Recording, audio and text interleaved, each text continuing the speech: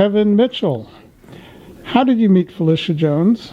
Well, I met Phelicia Jones one time. I was incarcerated in jail about 2008. I was just young, out here just living life, and, I had to answer, for, my wrongdoings. And I met Phelicia in a program called Discovering Your True Self at San Bruno County.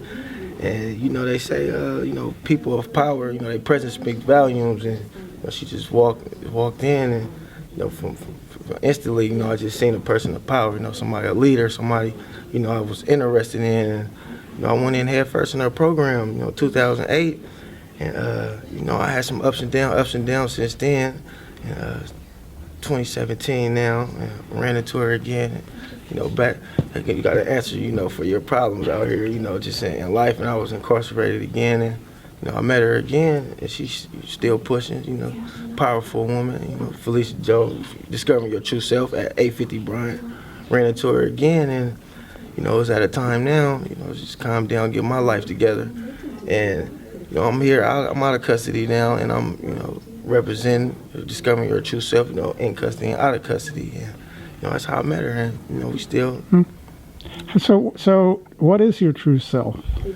Well, my true self is, I grew up, through the struggle, hard, there's in public housing, and basically who I am, I'm just a person right here, just made it through the struggle, trying to change, grew up, I had a bad hand dealt to me, and I'm just today, I'm just my true self. I'm a strong person, I'm a father, I'm black.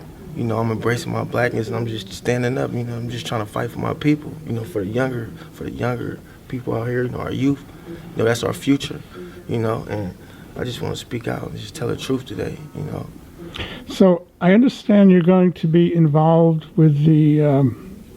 Are we calling it the Black Love Festival in July? Or we're not sure what we're going to call it. What do you think we should call it? Well, to be honest, depending on the crowd, we trying to get the Black Love Festival, Black Love Fest. That sound, them some catchy names. To get a broad group there.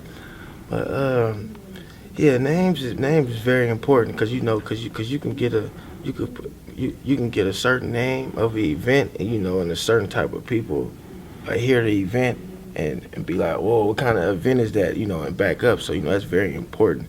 So, Black Love Festival, or this event, Black Love event, it just got to be something where it's like, it's a broader group. Like, it's not just for people with kids, or it's not for older people, or just people working. It got to be for broader, got to hit everybody, even, singles, single kids, kids out, that's in the streets, and they trying to find a way, just like me.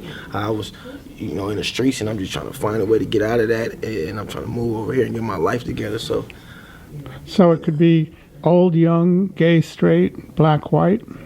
Yeah, something like that.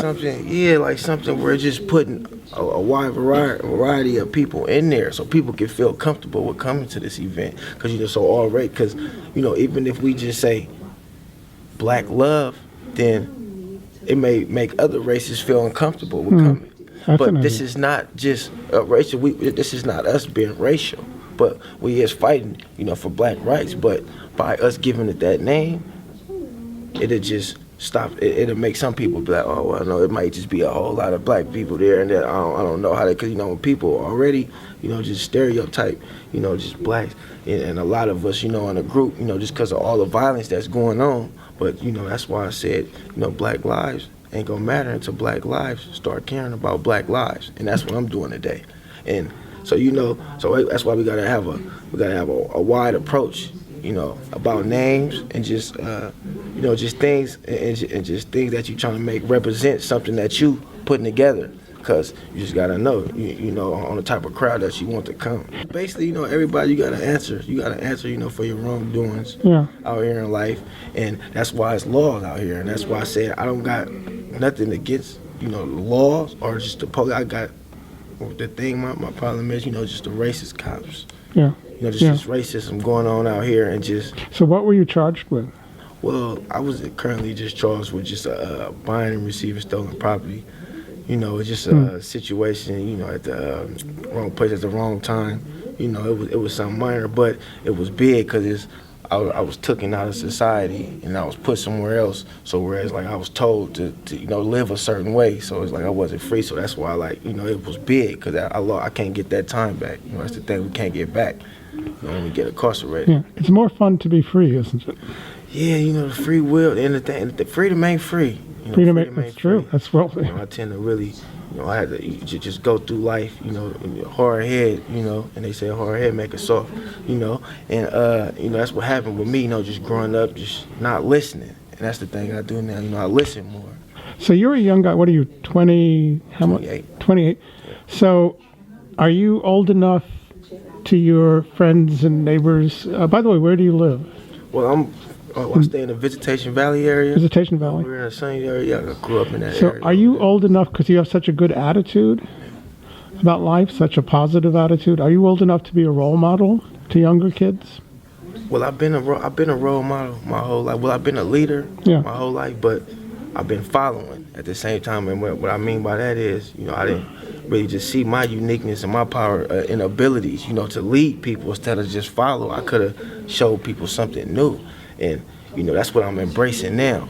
You know, a lot of people look up to me, you know, but they was looking up to me in a negative way, and I'm trying to switch that and turn that into a positive. So that's why I'm doing more, walking my walk, doing what I want to do and what I feel is right. I feel I should be, I feel it shouldn't be right, you know, me just saying, me being black, and I'm not speaking out for the racism that's going on out here, and I'm still living right here, and I got a mouth to speak.